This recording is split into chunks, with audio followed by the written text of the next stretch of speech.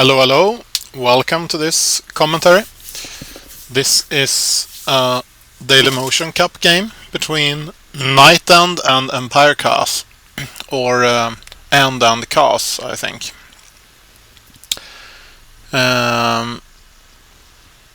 EmpireKas is spawning as the yellow Terran here at the 2 o'clock position, and in the 12 o'clock position we have NightEnd spawning as the red Protoss player.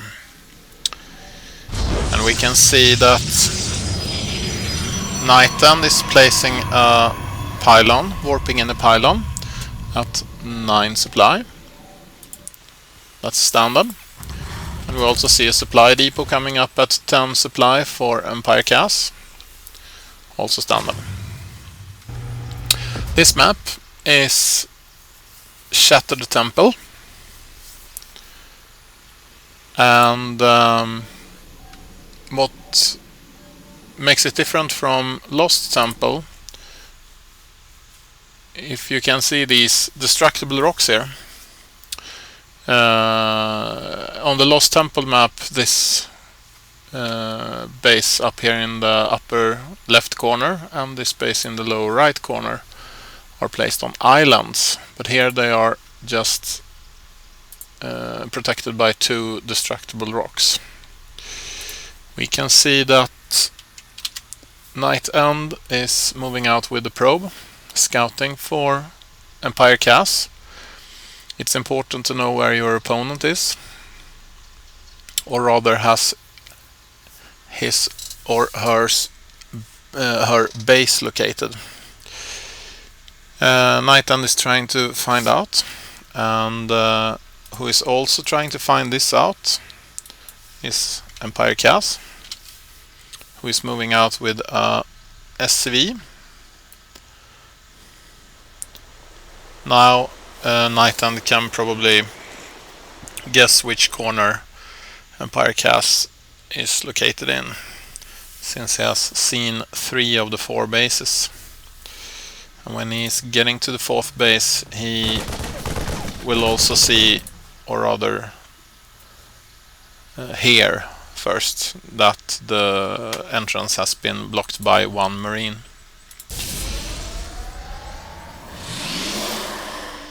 The SCV moves out, even though no troop had come out yet from the warp gate. Now NightEnd has 1 Zealot, which of course will be able to chase away the SCV. No one has touched the Selnaga tower here in the middle, but it's a very good point to take control of, since you will see a lot of ground by holding that Selnaga.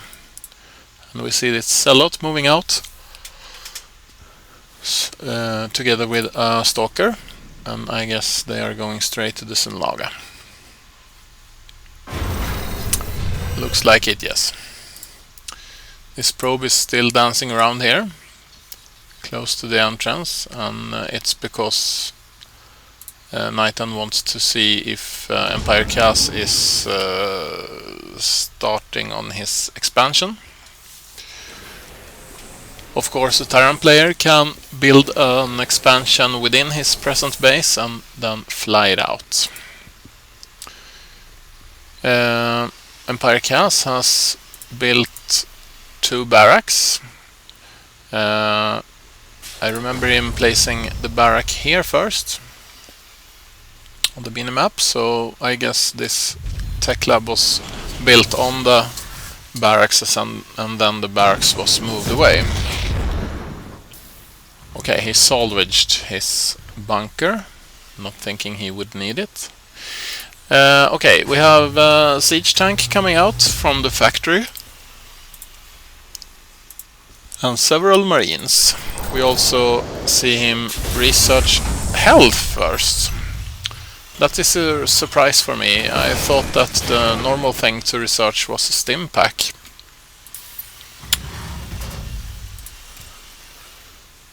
But he is researching combat shield. Several marines out now, together with one siege tank. But meanwhile, NightEnd has placed a proxy pylon and is able to produce a lot of troops close to EmpireKas base. We see him move in with 2 zealots, several stalkers and 1 sentry. EmpireKas is attacking him with I think all his SCVs, or rather almost all. A few remaining up here in the base, maybe that was newly produced. And the SCVs is a pretty good force, both able to take damage and being able to repair the siege tank. So in a large group like this, they are able to hold off the stalkers, even though it costs him a lot of resources. Because these SCVs cannot mine resources while they are being a meat shield for the siege tank. The second siege tank is moving out. 5 stalkers, 2 siege tanks. Without SCVs that would not be a fair fight. The stalkers would win. But now sieged up siege tank on this high ground where the stalkers cannot see. 1 stalker killed. EmpireKas will be able to hold this off, no problem.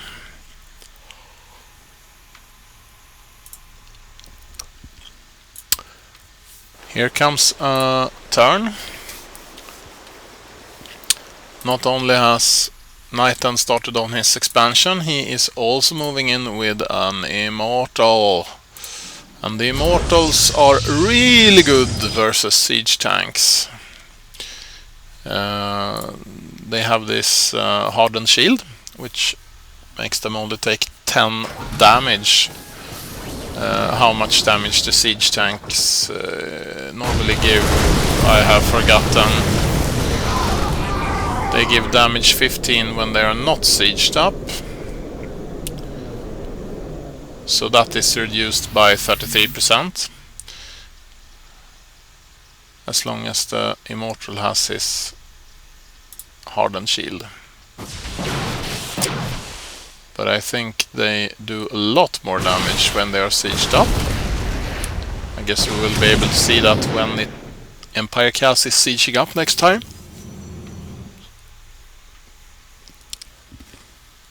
Still a lot of SCVs here. What is happening here? Okay, NightEnd moved in with a warp prism and was able to warp in several zealots. And of course he has an observer here as well. There's a lot going on here.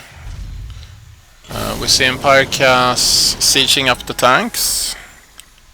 And it's 35 that the siege tanks are able to do in damage each shot. And that's a lot, but towards the Immortals, as long as they have their shield up, they will only take 10 of those 35 damage. We can see EmpireKas creating bunkers at the entrance of NightEnd's base. We also see that NightEnd was forced to cancel this expansion. And this SCV holding minerals here. Checking out the situation here on the high ground. The war prism moving down some troops here on the lower ground. Not sure if EmpireKas can see this.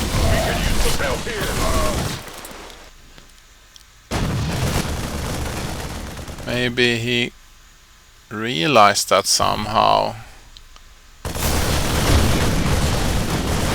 NightEnd is moving out with his troops. And of course it's being able to drive away the siege tanks with his Immortals. There were only 2. But there goes the hardened shield, and we see that the Immortal is taking a lot of damage now. There it goes away. 1 Marine and 1 siege tank left. Our SCVs are under attack. SCV ready. Go back to the all camera, and probably this Immortal was able to get a few shots on one of the SCVs. I wonder how long these bunkers will be able to hold him back. Is he producing a lot of troops? Oh, here comes the Colossi. And I guess, yes, he is, as we also can see up here, researching the thermal lance, increasing the range of the Colossi. That will make it very hard for EmpireKas to hold this base in a complete sieged mode. Not talking about the siege mode of the siege tanks, but rather how he is holding siege on this base, forcing NightEnd to remain in his base, not being able to expand. Okay, another bunker coming up.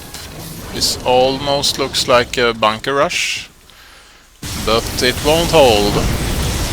This bunker is going down, and as you can see, the bunker and its marines are not able to attack these Colossi. Bunker is going down. 4 siege tanks over here though, so I guess these Colossi are not able yet to attack right away. The range of the Colossi are 9. The range of the siege tanks are 13. Quite a lot more. But I guess the siege tanks can't see 13, so it might not be a large problem anyway. Okay, 1 Colossi being really damaged. Ooh, 3 hit points. He needs to go home. This large group of Protoss units, as you could see, was able to clear this area of Terran troops. And now they are moving towards the expansion of EmpireKas, which right now is morphing to a orbital command. We see EmpireKas raising bunkers here, and these siege tanks are probably attacking the Immortals first, since they moved in the front of the army. And EmpireKas is surrendering this game, since both of his bases will fall in shortly here. Okay, thanks for watching. I hope you enjoy this. I hope to see you next time. Bye.